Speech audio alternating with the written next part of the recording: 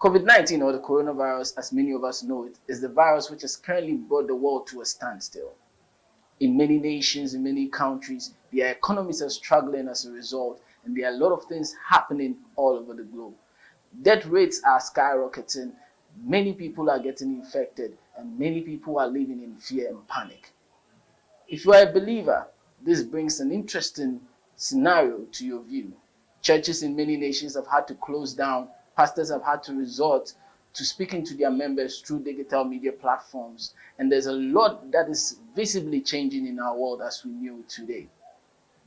Just before 2020, we had various visions for the world ahead.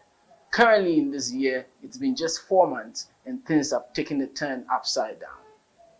As a Christian, you can't help but wonder, how is the world going to look like after this pandemic? Are things ever going to be the same?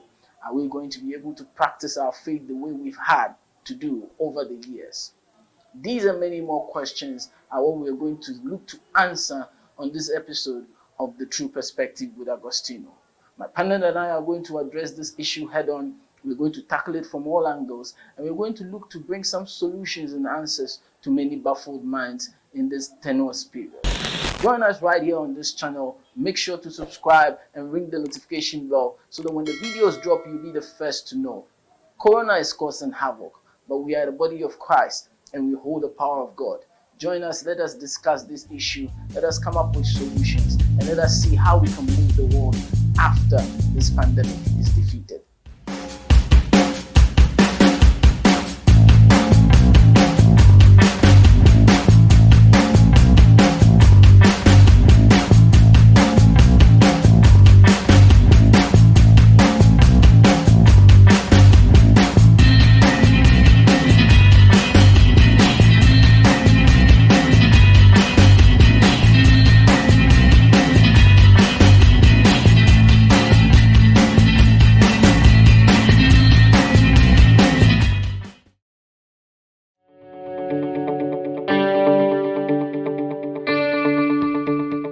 Good evening and welcome. Welcome to another session of The True Perspective with Agostino. Tonight, we are here to continue the discussion on life after COVID-19.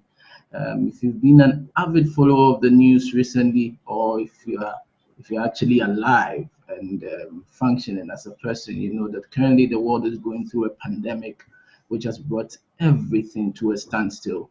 In many nations, people are dying left, right, center.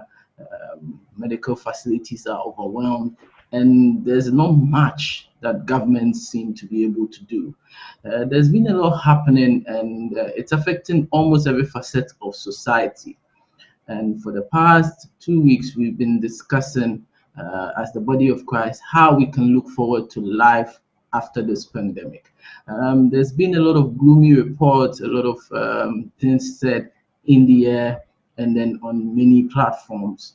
But as Christians, I believe that we have a different testimony by virtue of our faith in Christ. So it became imperative that we also discuss and figure out ways to live life even after this pandemic. We wanted to see how life would be like, what we should expect, what we should look forward to, what we should be doing even in this moment in preparation, and what in the long term would the effect of this pandemic be on us as a body of Christ.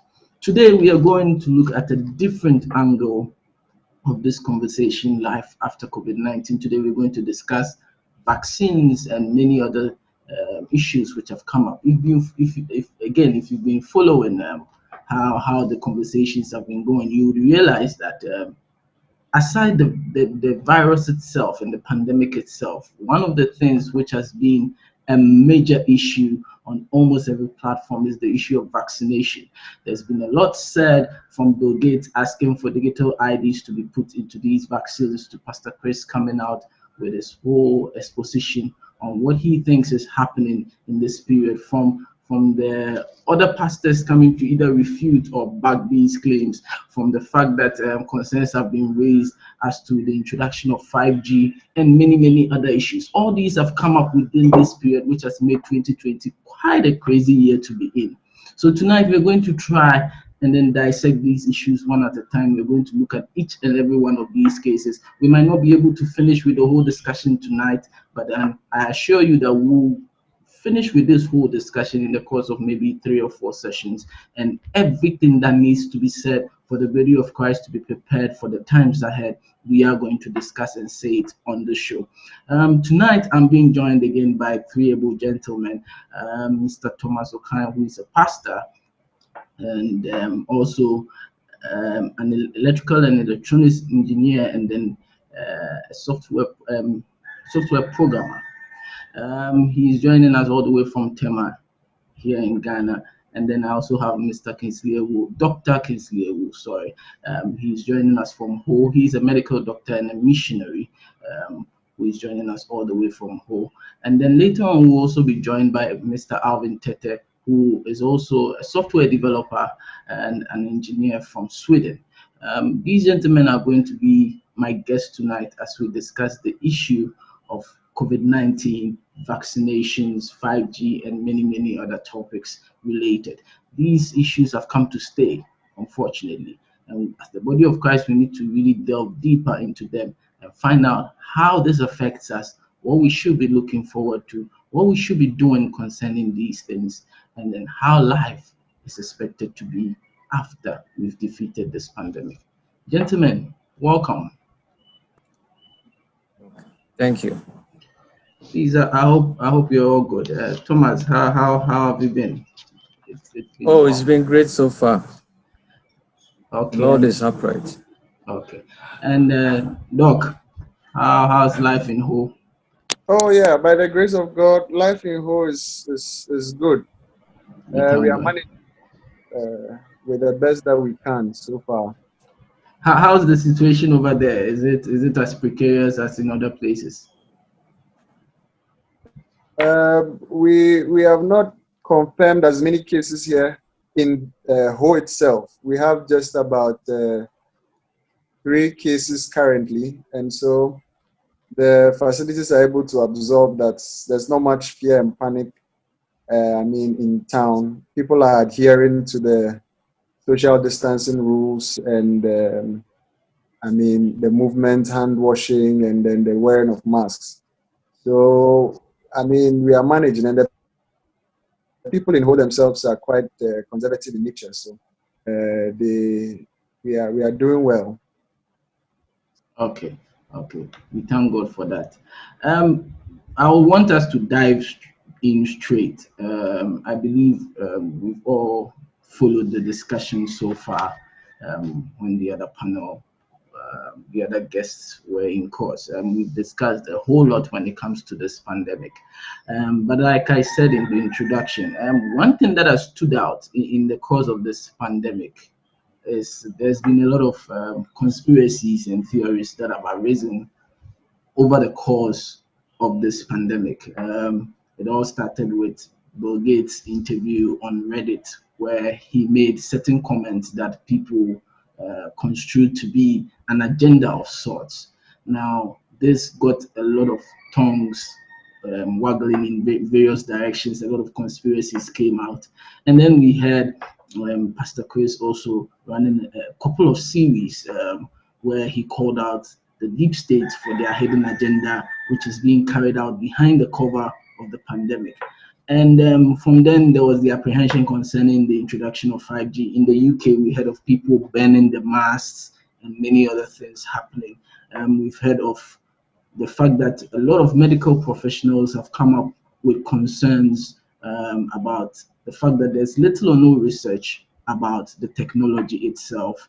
And the information out there is scanty at best from some of the reports I've read, which is raising a lot of concerns, because ideally when you hear from 4G to 5G, it's not supposed to necessarily spark any anxiety. But in this case, apparently, there's a lot that has not been really exposed and is raising a lot of questions in people's minds. That notwithstanding, there are countries like New Zealand who are passing laws making vaccinations mandatory, that if you don't actually take the vaccine, you are not allowed to take part in any social activity or go to work or take part in anything, basically. And so all these things are happening. And as much as we would like to focus on the virus and defeat the virus, these issues are not going away.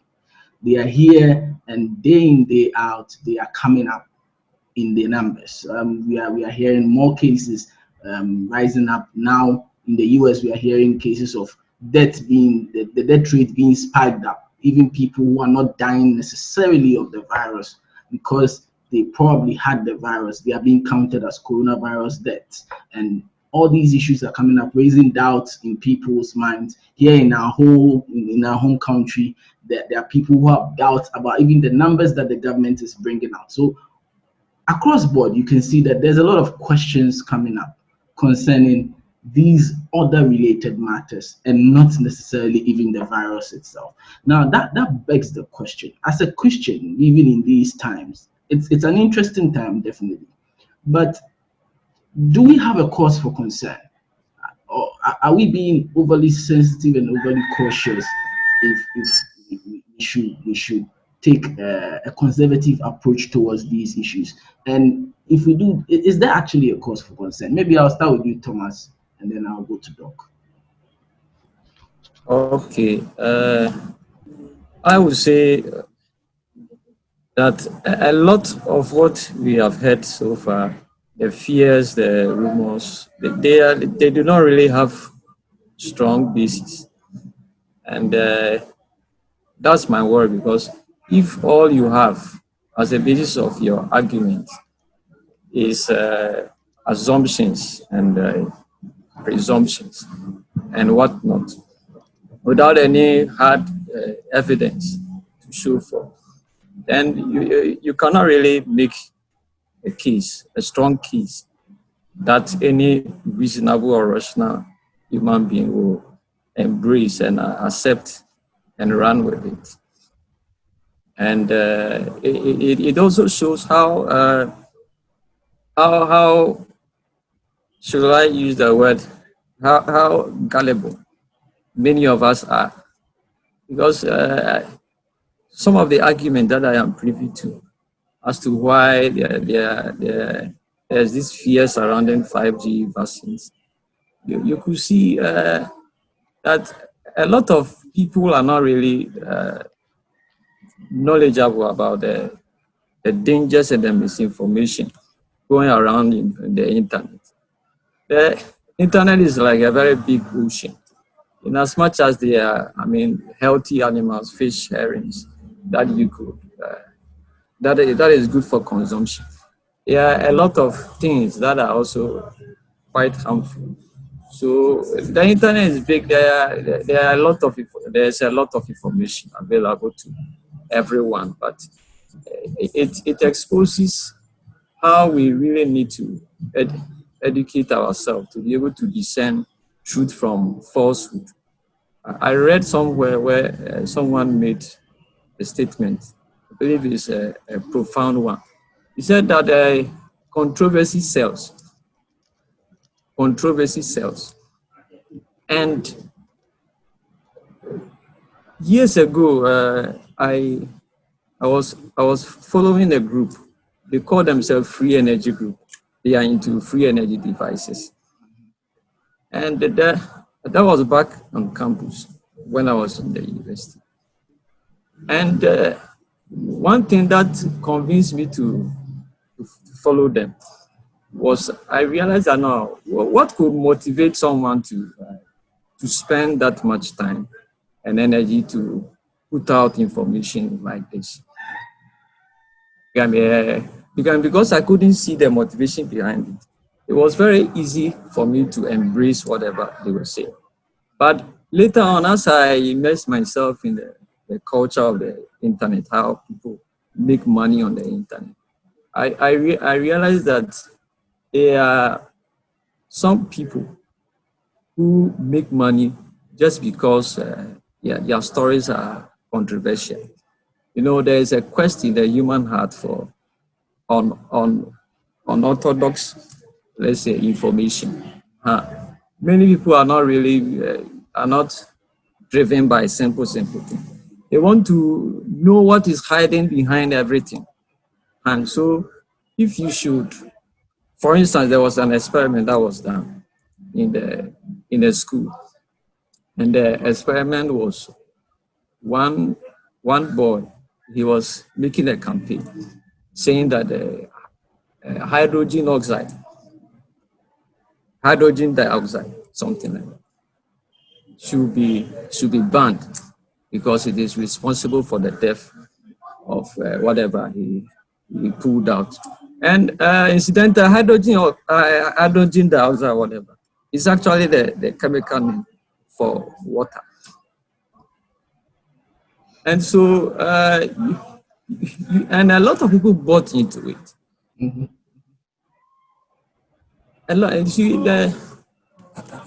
And this is just one of a few of such experiments that have gone ahead. And so it exposes how we are so quick to believe things, especially things that are seemingly, things that are controversial. We easily jump into it. Believe that this is an awakening for us to be really critical in our thinking, in our reasoning. We should be able to reason from premises to conclusions. We should be able to filter information that we gather, so that at least we can be convincing enough and be able to make a case for our stand.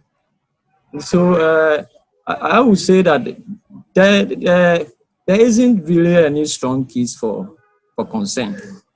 There are other issues that we should actually be very concerned about. But we haven't reached a point where we should be overly concerned about some of these things. Okay, so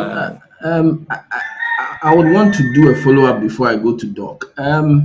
Okay. So, like I said, most of these things came about as a result of that Reddit interview that Bill Gates had, in which someone asked him about vaccinations and all that. What was the necessity? Okay. And in his response, he came up with an issue that they were considering actually coming up with these digital ID chips to put into these vaccines so that they can know who has been vaccinated and who has not. And this obviously sparked a heated conversation online about the fact that some of these practices go beyond the freedoms that people enjoy in various nations. So having this as the background, and today I chanced upon an article, I don't know if I can read it, so that I chanced upon an article which is saying that some of the world's top scientists and then vaccine promoters like Paul Offit and Peter Hotez have frantically warned about the dangers inherent in developing a coronavirus vaccine. They first attempted to develop a vaccine apparently in China around 2002, and there were teams of US and foreign scientists who did this project. Now, at first, the experiment was successful from what I read. And then the animals that they tested with had developed a robust antibody to the virus. However, when these animals were exposed to the wild virus itself, the result was a disaster because apparently they suffered hyperimmune responses, which included inflammation throughout their bodies, terminating with fatal lung infections. So that brought a bit of concern to these scientists, and they've been sounding alarm bells all over the internet concerning actually pushing the vaccine through. Now being a pastor, I believe this even probably triggered what Pastor Chris did, where he did that expose on this issue. And then we've had doctors in France who have gone on air to make statements like if they do a vaccine, they should test it in Africa, causing an uproar that even the WHO director had to come and address. Now, putting the issue of Africa aside, as Christians, with all this information out there, are people really not in that frame of mind to be concerned? Because these are a lot of information being thrown out there, and people don't know how to make heads and tails of them. You're a pastor, you attend to people. If people are having this information, shouldn't there be a cause for concern? And then if there's no cause for concern, how do we reassure people in this case? Well, we need to be able to get accurate information. If the concern about the vaccines is some unintended consequences, as you mentioned, hyperimmune, whatever. Yeah. That case is, I mean, is justifiable because there have been authorities in that area who have come out, who have sound alarms on it, and it hasn't really been disputed. But normally, before a vaccine comes out, there are a lot of processes that it goes through. I heard, if I heard right, normally it should take about minimum 5 years to come out with a vaccine. And so in the year 2005 or so, Bill Gates was advocating that looking at how the world is going, a time will come when there will be an outbreak, like what is happening right now. And we should be able to streamline the processes involved in the production and making of vaccines. All those hindrances should be removed so that in the case of an event such as this, we'll be able to come out with vaccines as soon as possible. These are ways that I believe that we should look at. And for the average individual, I mean, we are not so much privy to all that information about how vaccines are made and how the processes are streamlined too. So with that, what I would say is that we shouldn't be so apprehensive, because it is a discussion which is not for us. It's a discussion in the domain of the experts. And then as long as it has not gotten to our realm, I don't see any strong basis for any concern. But what really made me concerned was about the idea floating around about the vaccine, I mean, the chips being implanted in people. And there were allegations that these chips will be used to, as it were, to be able to control and track people, which I believe that there isn't any basis. And no expert in any electrical field or the biological field will even vouch for that. It just doesn't make sense. It just doesn't make sense. So with those are the issues that I really want to address.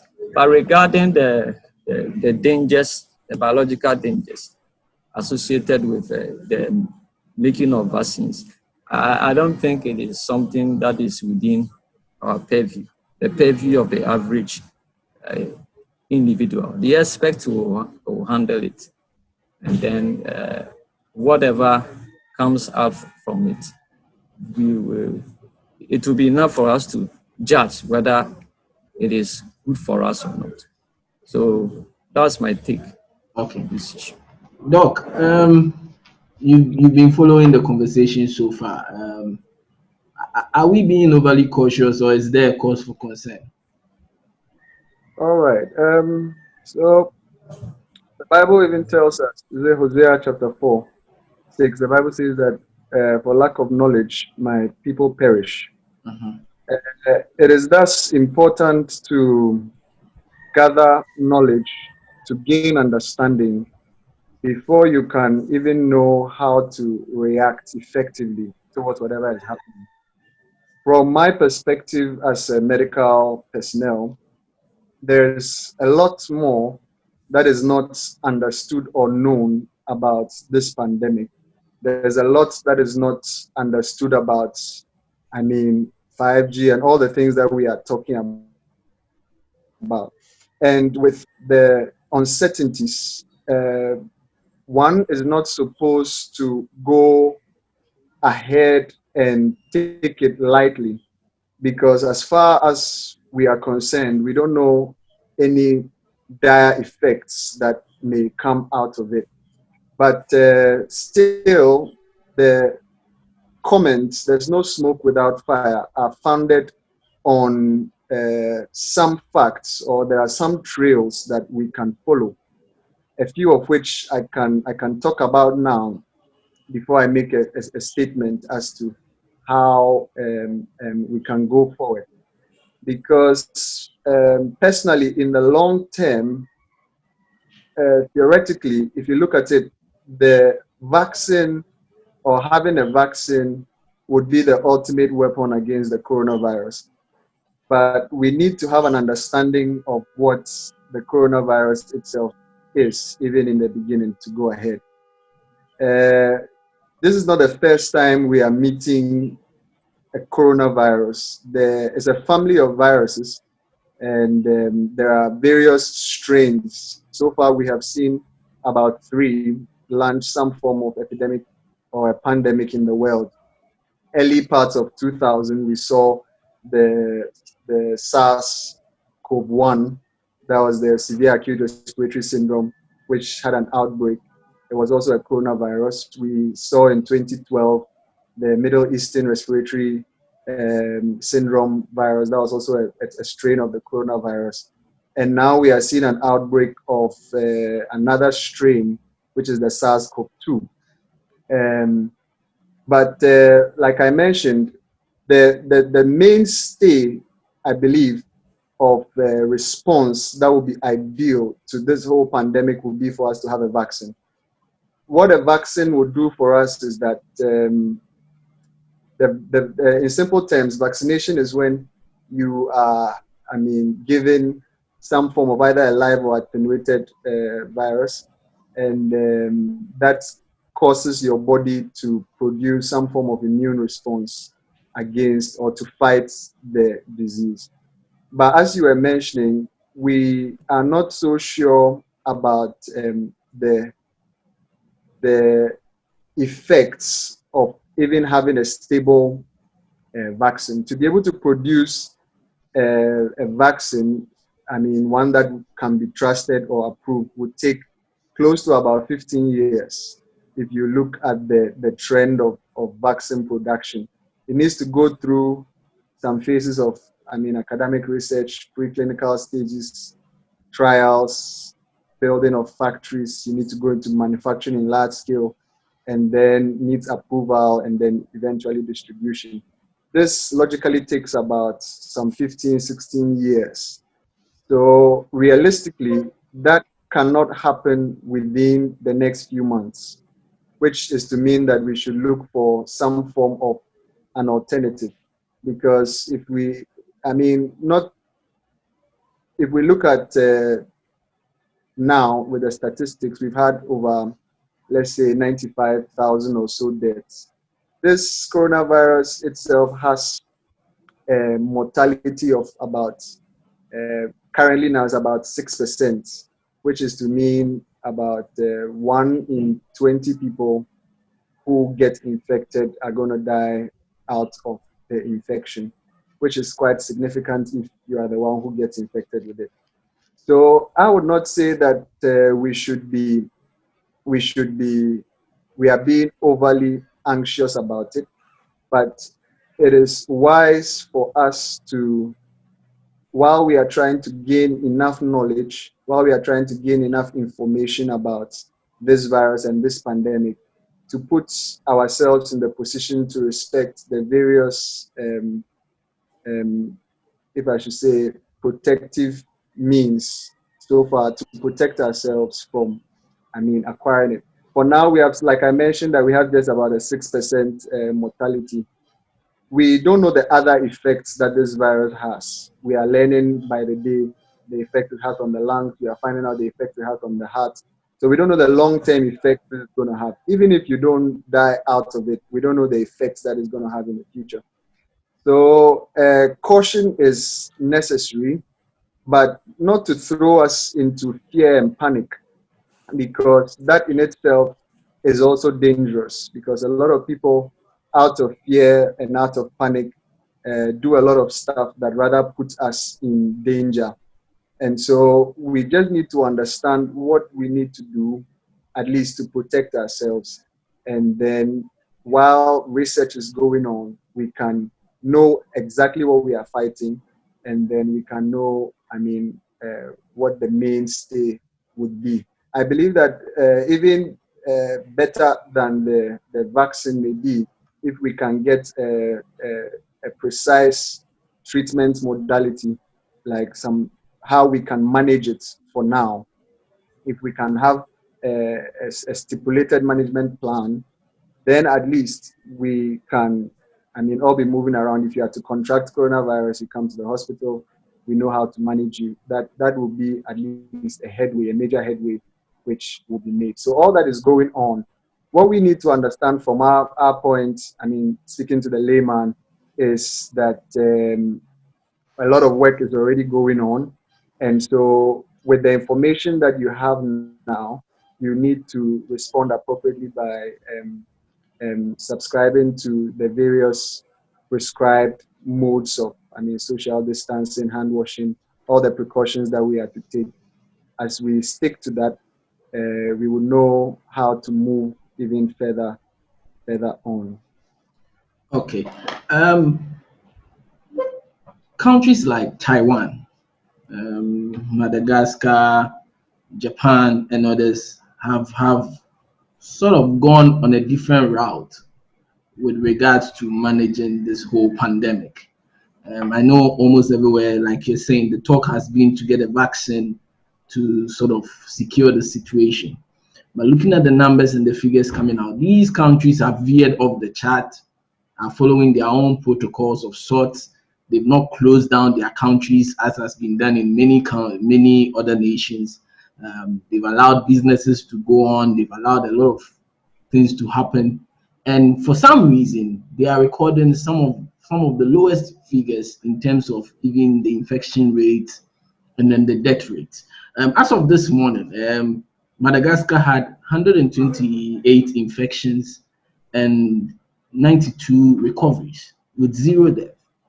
And this country has not necessarily, I think even WHO has come out at some point to warn against following their protocols. But as of now, they've not recorded any death, and they've had 92 recoveries out of these 128 cases. Taiwan has had 324 recoveries out of 429 with just 6 deaths. Japan has had 3,466 recoveries and just 466 deaths out of 14,000 cases.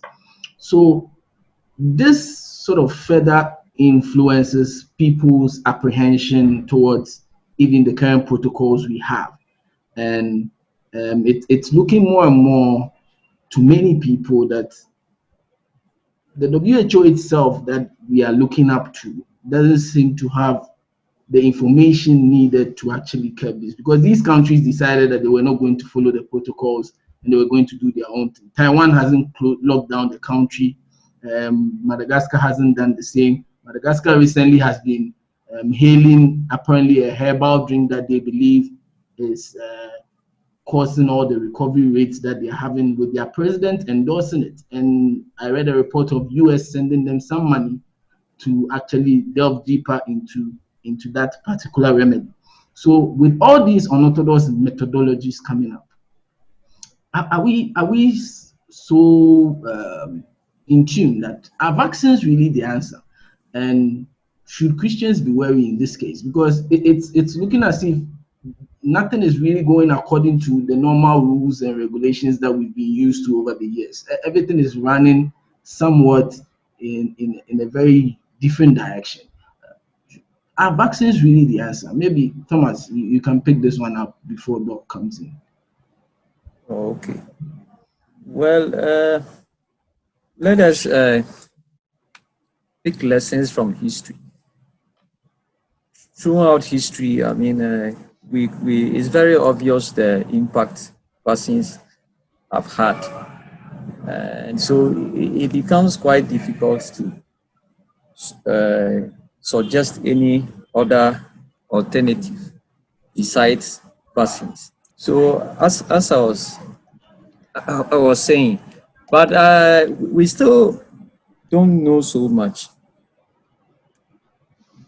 And then because we still don't know so much, it is just open where we can just explore other alternatives. But as it stands right now, vaccines seems to be our best bet against this disease and any other that will rear its head in the future. I mean, we could see the impact of vaccines. It's quite obvious. And they always say prevention is better than cure. And if the main point of a vaccine is so that your body will build immunity against certain diseases. And so you have to just decide, will it be better for you to not have that disease in the first place than to have it and then be cured of it? And so although looking for cures and treatments are important, but the ultimate silver bullet is a vaccine. And if the concern about vaccines is that the process involving producing it is not sanitized enough, then we should go ahead and sanitize it so that it is transparent. Nobody thinks in a wild way about it. And I believe that's the issue we should be spending more resources and time into. But of course, we need to be open and explore every other option. And one thing we also need to notice, vaccines normally have expiry dates. For instance, when you are vaccinated against certain diseases, you could be immune for months or years, or it could be a lifetime. So we should be looking at a healthy combination of the two. Okay. I think this is what I had. Okay, and again, as a follow-up, I think that the whole concern about vaccines is the mere fact that you mentioned the issue of transparency. It has been believed, and as of about a few weeks ago, we saw the U.S. Congress write a letter to WHO to explain certain mishaps in how they've run this whole process of the pandemic and managing it, with the misinformation apparently coming from the Chinese and others, that to them the WHO has sort of validated these misinformation and then have gotten this pandemic out of hand. For one, I chanced upon a letter released by Taiwan, who don't happen to be a member of WHO, that they sent an email weeks ahead before this thing got global to WHO that there's human-to-human contact infections, so borders should be closed. And Taiwan went ahead to actually close its borders with China. Now, John Hopkins had predicted Taiwan will have the second highest rate after China, but then they took those precautions. And apparently these things went unanswered. The WHO ignored those emails and all that, which has caused the US Congress to send these. So there seems to be a basis for people's mistrust of the process as we've known it.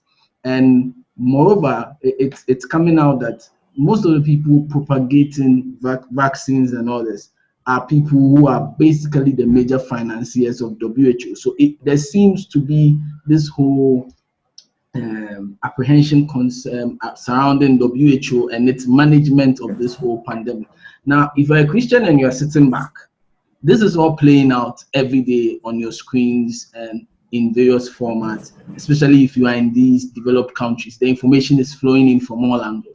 How do you make heads and tails of this? And how do you then put yourself in a position to even accept what the WHO brings? Because there's a tennis player, Djokovic, who has come out to say he's not really for the vaccines because the information surrounding it and all that is quite shaky at best. So with all these, how does one wrap his head around, especially being a believer? Well, as our doctor was saying, it all boils down to getting accurate information. I believe that as Christians, we need to be thirsty for information, for facts. I mean, accurate ones, so that we are able to we are able to act in a rational and consistent way with what we believe, and many of us too are leaders. I mean, and this is even more so a message for them, because most people do not really validate information they receive. They just appeal to authority. So if you are an authority figure in any capacity at all, these are not the times to just, chance on anything and just read and just swallow it and spread out. You might be very passionate about what you are saying, but you might be passionately wrong. And so I believe that it all boils down to doing the hard work, getting all the facts. And you see, sometimes before you go ahead to investigate a claim, you already have your own bias and hypothesis. And if you are not careful and objective enough, you just be picking the information that suits your biases, and it won't be healthy. So we really need to have a strong desire for the truth more than anything. These are times where it's very difficult to discern a lie from the truth. These are the times that we really need to be passionate about the truth. We need to check, validate information, look at the sources of it, because someone will just come and write anything there. You won't provide any source. These days, anybody puts any news article on Facebook, nobody really clicks to find out the source, who said what, and whether whatever is being written is an interpretation of what someone said, or his or her actual words. Interpreting something and what was actually said, the meanings can be miles apart. I believe it all boils down to getting accurate. No matter how intelligent you are always limited in the accuracy of your there's always a limit on how accurate your choices will be. And that limit is set by the accuracy of information that you have. And so we will need to have more conversations like this. We need to bring in the experts. We need to hear from them. See, sometimes when you know very little about a field, it creates, and you don't know how big that field is. It creates an illusion that you know enough, which might be, very, very wrong. Sometimes a field is, you have no idea how huge a field is. It's so big. So we need the experts to actually help us navigate through these dark waters of misinformation and whatnot. And we will need to be good researchers.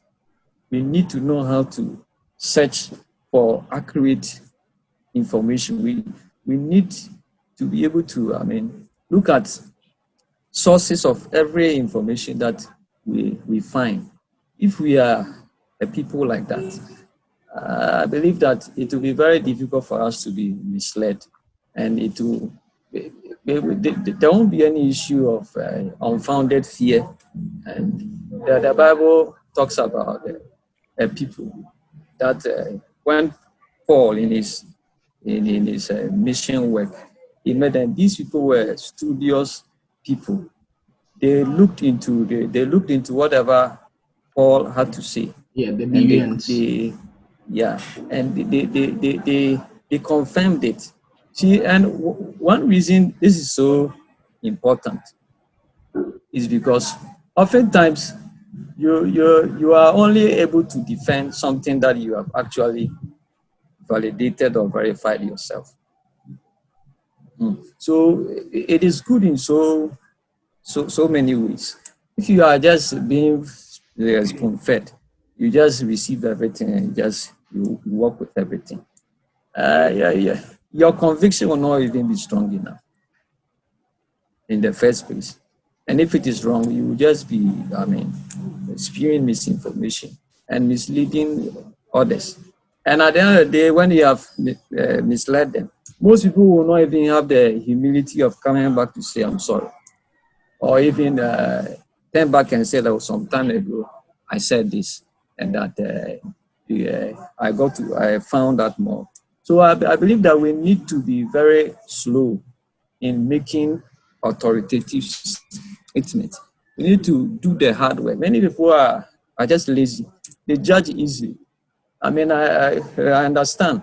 I mean, researching and looking into stuff, it's quite hard work, but it is also one of the safest things any of us can do. So we really need to have a critical look at. And I always love history. The Bible says in Ecclesiastes chapter 1, verse 9, that there's nothing new under the sun. There is always a pattern of repetitions. And so when we look throughout history, we can gather enough information that will at least help us formulate, better hypotheses about whatever is happening, and eventually make it much easier for us to assess the truth. And as I was saying, throughout history, we have known and seen the importance of vaccines. Had it not been for vaccines, many of us wouldn't have been alive at this time. That one there's no doubt about that.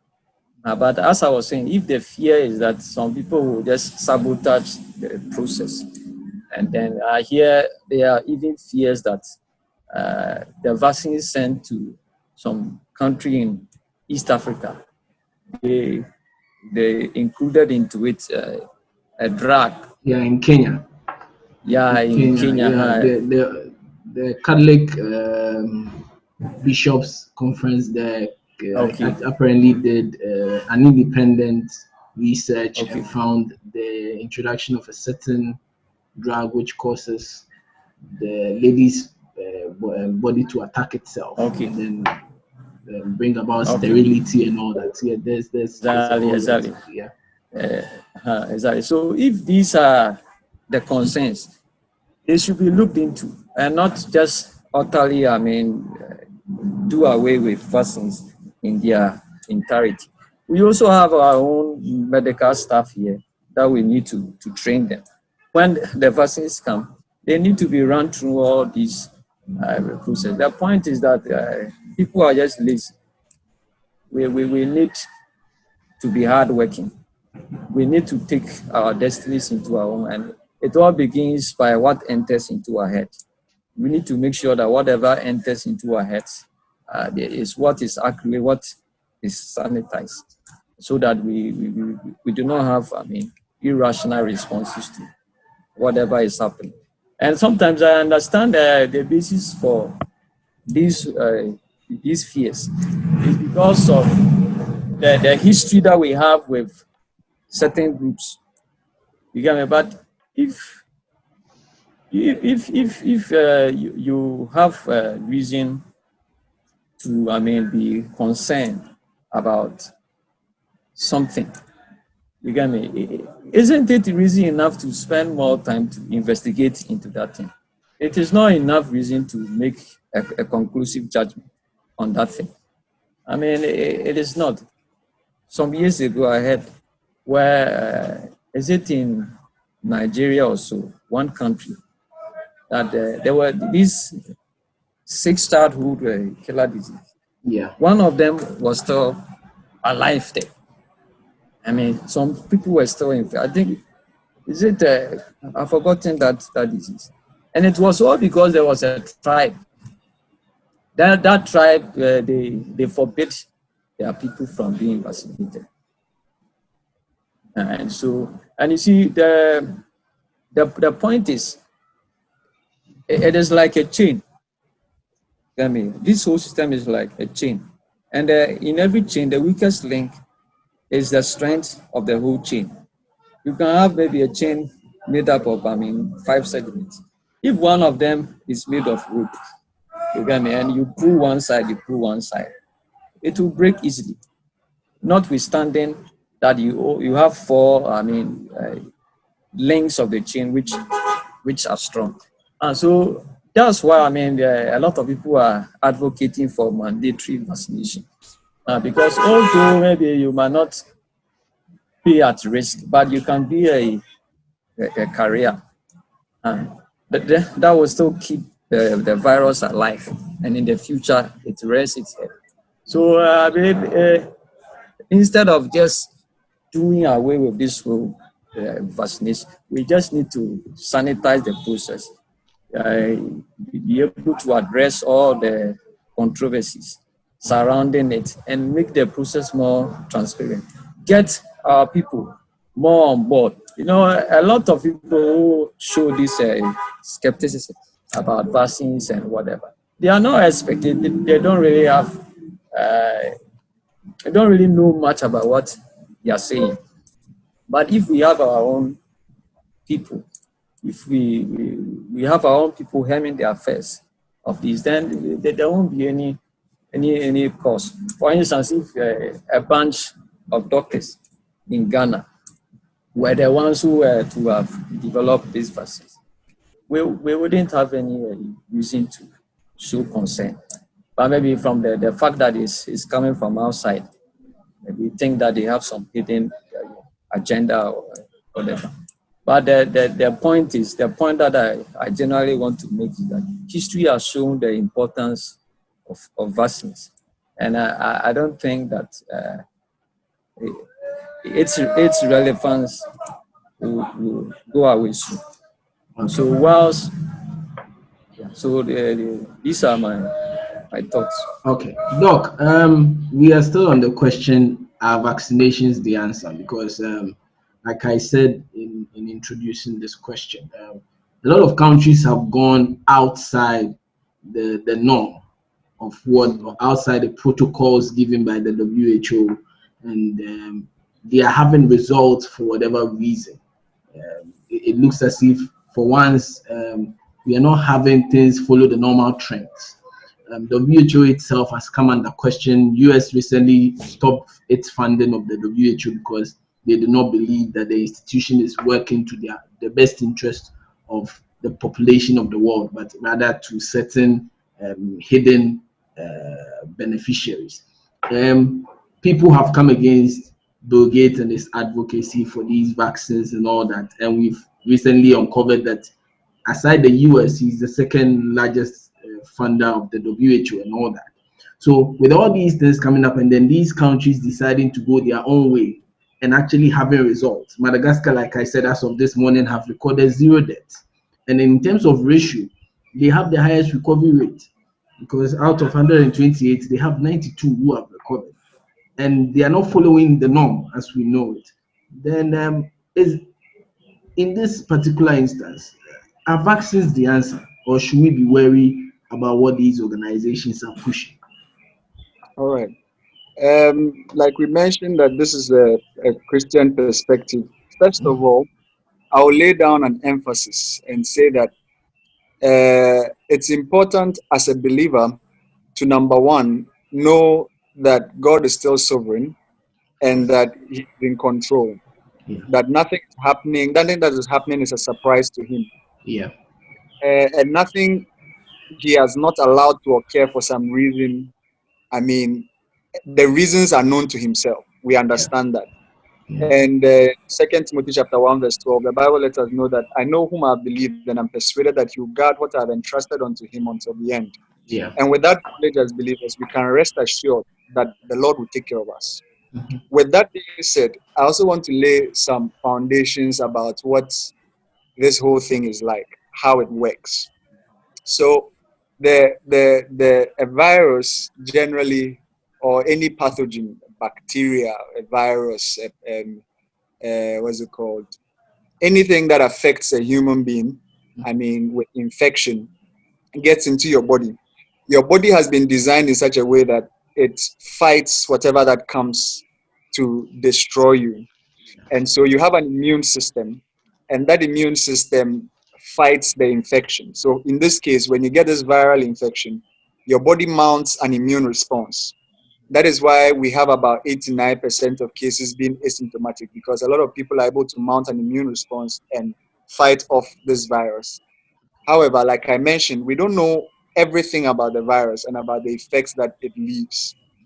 What we have come to know so far through a body of research and a good number of medical practitioners has been that this virus attaches itself to some of our red blood cells and then causes some hemolysis, destruction of the red blood cells.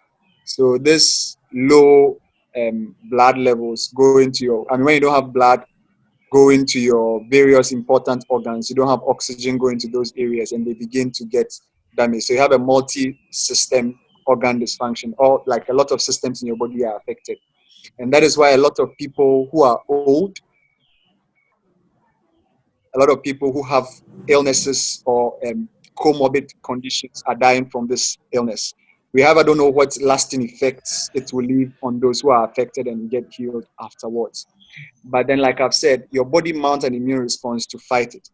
Let's leave coronavirus in general, assuming it was any other infection, like a virus, your body is going to mount an effect to fight it. Now, if you have not had an infection prior, how do we ensure that this virus will not have effects on you?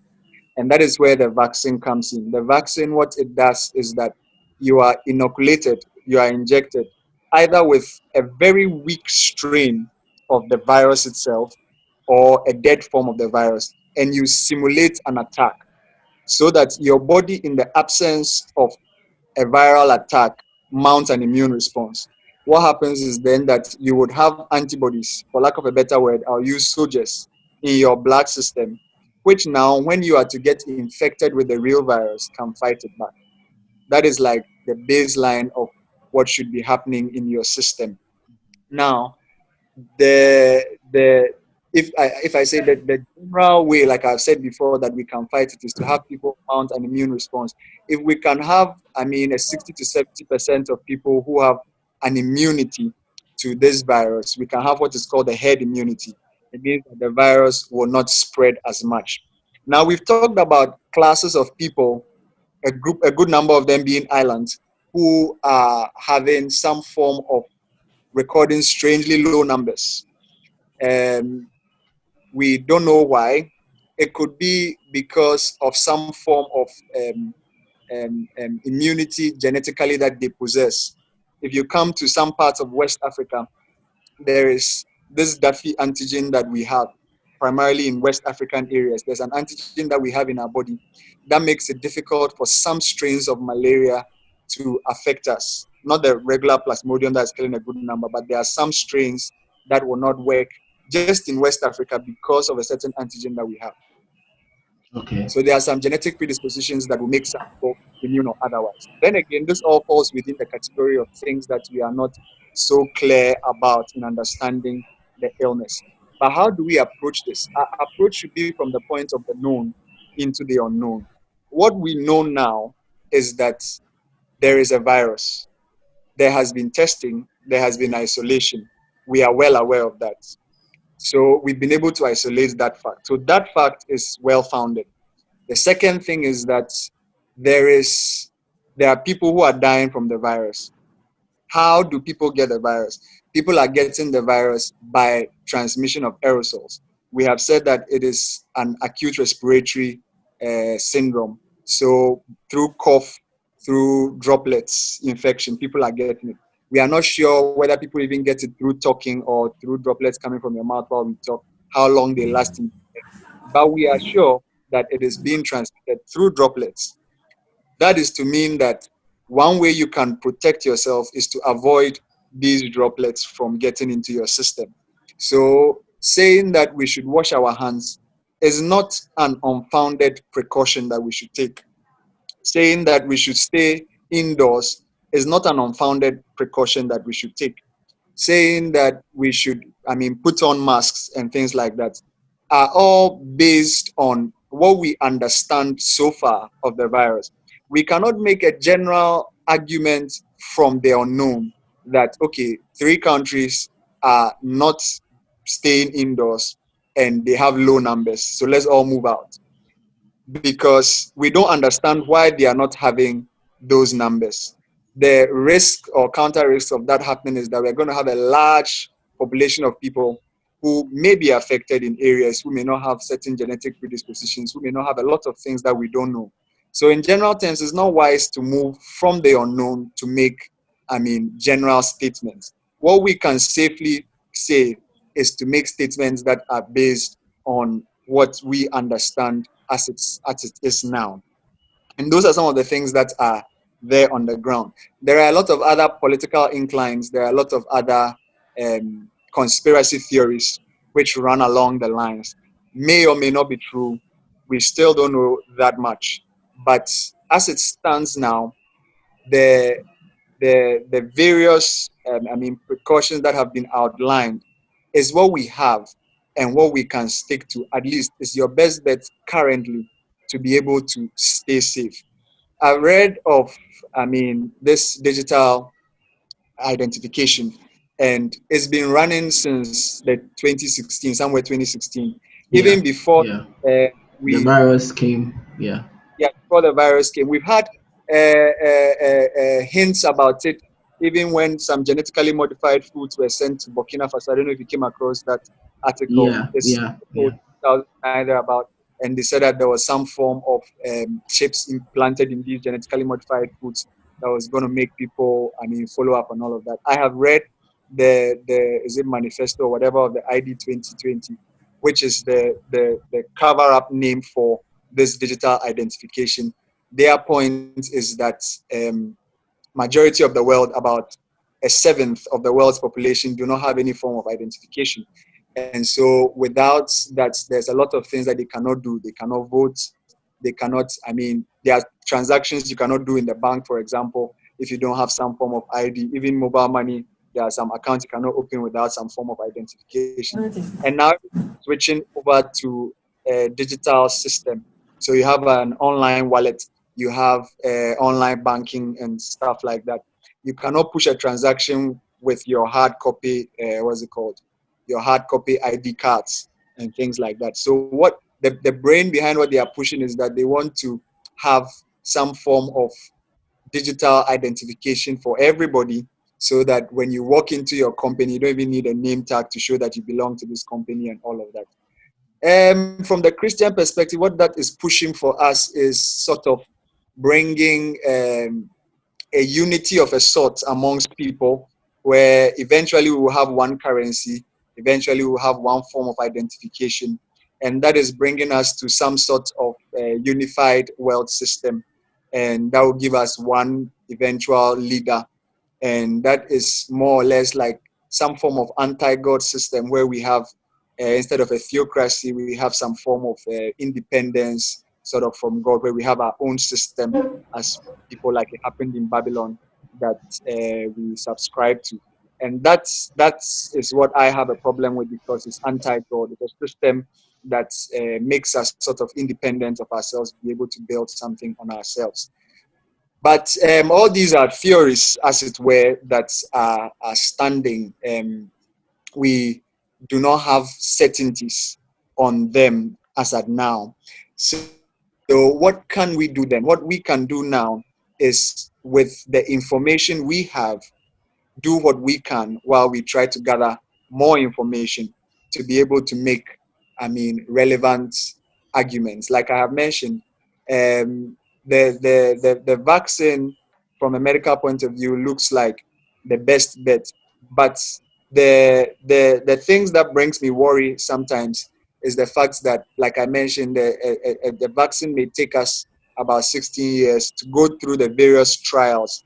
What that would do is that it helps you to know the side effects that it's going to have. I mean, it may work. We're going to develop this thing in like a year. But if you study the vaccine over like the 16-year period, you can know that in 10 years' time, someone who takes this will have this effect, like what we were seeing in 2005 with the immune response that we were talking about and the inflammatory response that people flared up with. That showed up years after this vaccine had been rolled out. And so with the rush in trying to produce something that exists, I mean, so quickly, there are so many fears about it as to how safe it is going to be. It is causing us to launch into new dimensions, so where we are trying to go into developing vaccines from mRNA, which may be faster and may produce some form of better results, but it's still not very well proven. So when it comes to the vaccine, my challenge is that if we had time, if it was something that we had started, there's a lot of information known already from the SARS and then the MERS that has already hit the world. We have some form of information to work with so far, but we do not have the luxury of time to do proper testing and safety trials of these vaccines. That is my worry about the vaccines as it stands currently. But if you look at it from a theoretical point of view, if you had that amount of time, it would be the mainstay that we need. However, we do not have that luxury. So now we are sort of shooting in the dark as to see if that would help us currently. But if those, like I mentioned, if a treatment modality in Madagascar, like we're talking about, they've developed this drug also, the herbal Yeah, the preparation herbal tea. Yeah.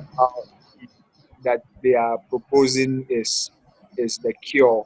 I mean, there are people who have proposed cures to, I mean, herbal treatments to HIV/AIDS.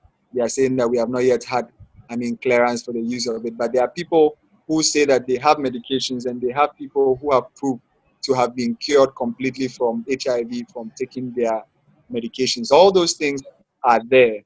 But like I mentioned, that is coming from a region of the unknown to make a general statement to apply to the whole world, which is a bit more dangerous. So it's best to come from the point of the known to, I mean, make some general statements as we graduate towards the rest. What will help will be to study some of these people in these populations in Madagascar, in Taiwan, in Japan, to see why, and I'm sure scientists are already working on that, to see why these people are having low numbers. Is it just that they are not going out? Is it just that they are not, I mean, practicing social distance? Is that really the reason why they are not getting the large numbers?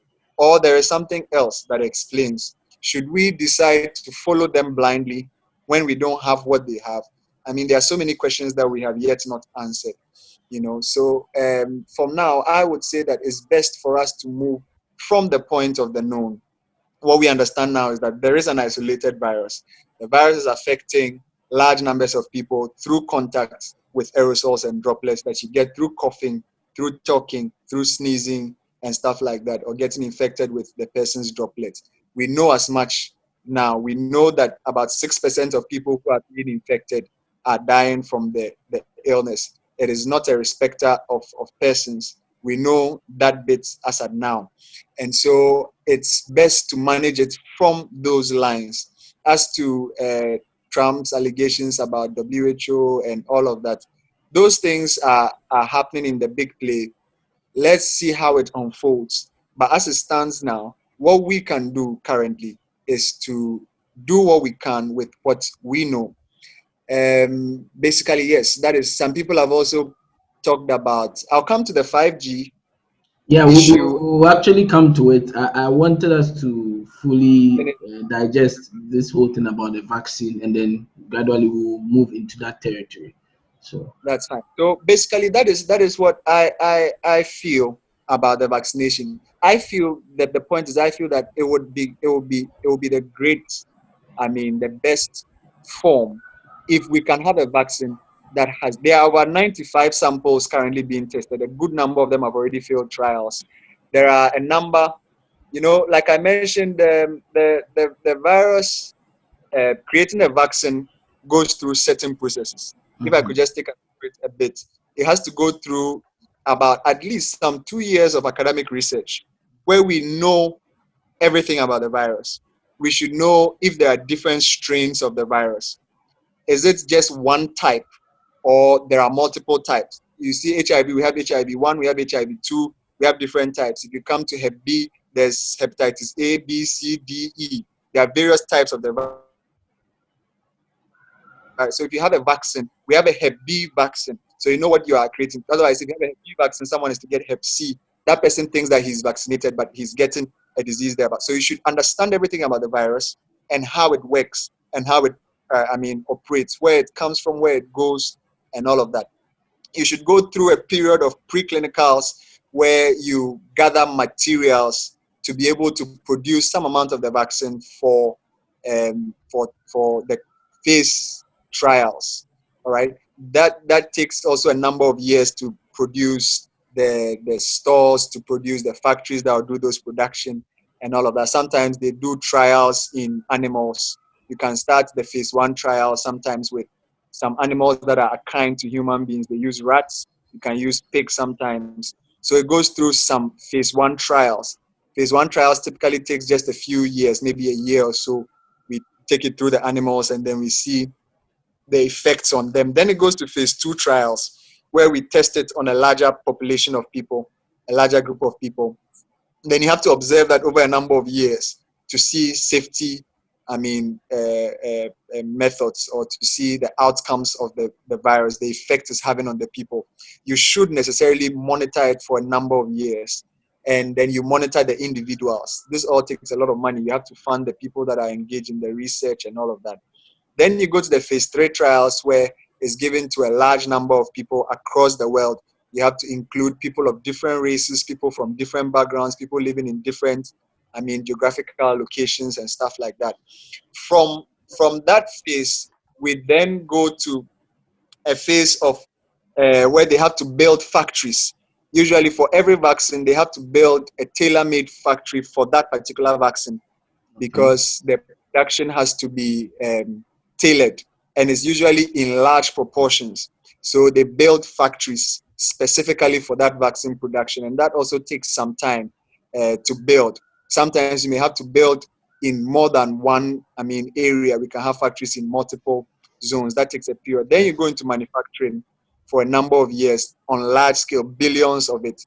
Then the FDA then approves whatever is produced and everything that has come out before it goes onto the market, and then distribution begins. All this takes a number of years, So we are trying to squeeze all of this in 12 to 18 months. That's why I'm saying that there are possible risks that are coming out of it. What we can do, or what they are currently doing now, is that we are building the factories ahead of even the phase trials because we know that we will need it. So we are not waiting to finish the up to phase 3 trials before they build the factories. Approval, we are trying to cut short, the FDA approval methods and things that go through all of that. We are trying to involve a lot of manufacturing companies. So many, I know about 12 or 13 manufacturing companies that are in on vaccine production. There are so many countries, France, America, Britain, that are in on producing, numbers of it. I know Sanofi is preparing for phase trials by the close of the year. So we are trying to speed track some of the phases. However, it will still take quite a while to ascertain the safety of the virus. So that becomes my only reservation when it comes to the vaccines, because we cannot be sure. We cannot say that 10 years time, if you take this is the effect it's going to have on your system, because we don't have 10 years. So we are going to have to risk you taking it, and then we see whatever that is going to come out of it. Then the conspiracy theories all come in that, okay, we are going to mix this vaccine, which everybody seems to need now. Then the agenda now comes that, okay, we want to have a digital ID for everyone. We know everybody is not going to take the digital ID. So we think that let us use the people while they are at their weak points, while they are in need. Everybody thinks they need a vaccine. So let us put a chip inside the vaccine and then kill two birds with one stone. So there are advocations for that. Economically, these things have been going on for years. I mean, Of course. cryptocurrency was in the loom from somewhere 2009 thereabouts, trying to advocate for a unified currency for everyone. We're trying to protect our information and digitize a lot of things. And it's expected that these things are going to come. It's expected that all these things are going to happen with the rapid progress to digitization of the entire world. As a believer, I mean, my position will have to be that I have enough knowledge about what is going on, and then I gather enough information about what is going on. Understand even what the Bible says about the end. What people are saying is that this is the mark of the beast that is going to spread, because without it, you cannot trade, you cannot move, you cannot do so many things. Because like your passport will be in your digital ID, your credit card or your ATM card, everything should be in your digital ID. So you cannot travel, you cannot trade, you cannot do all of these things prior to that. But my comfort is in the fact that the Bible lets us know that, I mean, all the mark of the beast will be released in the tribulation, that is after the rapture even has occurred. And so the wrath, I mean, if you read Revelation 16 to 17, the angels are going to release, and all of that is going to happen after the rapture. So I'm working at making the first rapture and then escaping, I mean, all of this, if I should put it like that. Okay. But what I think Christians should just do is to focus on what we have to do. There's an assignment that we have to do as believers. Let us do that. There's a call that God has given us to reach out to the ends of the world, to go into the ends of the world and preach the gospel. Let us continue to do that. If we can't go out to church, let us go on to our social media. Let us do our Zoom services. Let us call our sheep. Let us engage them. Let us do what is needful. Because as of now, there are so many uncertainties, and you can't do anything about them. It's uncertain.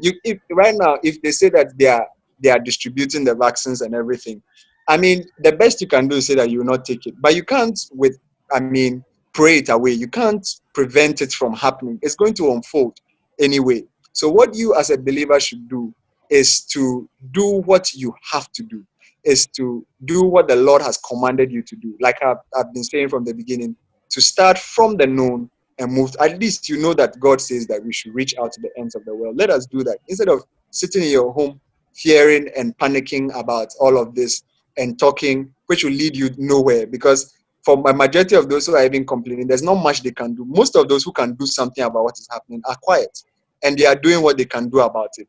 There are people who are contributing their little bit that they can do. You understand? So we need to work on getting our information. But as a believer, I believe that now is the time for us to be awake and to respond. I think 1 Peter chapter 4, verse 7, the Bible says that the end of the world is near. So let us be serious and give ourselves unto prayer. Let us be serious and be more committed to what we have to do as believers. That is what I think the message to all believers should be. Okay.